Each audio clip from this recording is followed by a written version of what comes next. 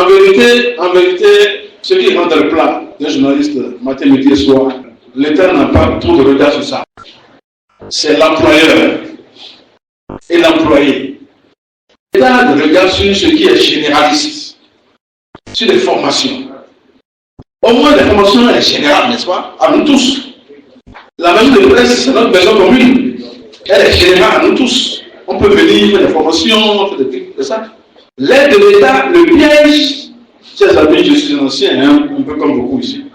On a eu 18 ans de l'aide directe de la presse. Pas de 20 ans, l'aide 350 millions fois 20 ans.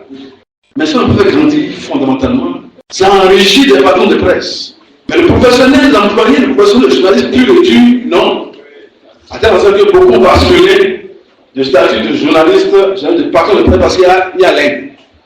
Depuis que l'aide n'existe plus depuis 10 ans, et les deux, c'est le cas de défaillance.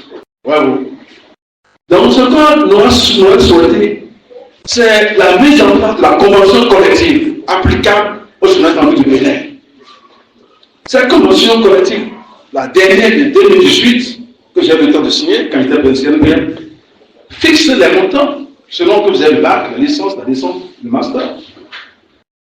Et tout recruteur doit se tenir compte de ça.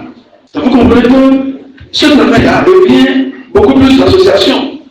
Au CNPA, qui doit sensibiliser les patrons qui emploient les journalistes par rapport à ça.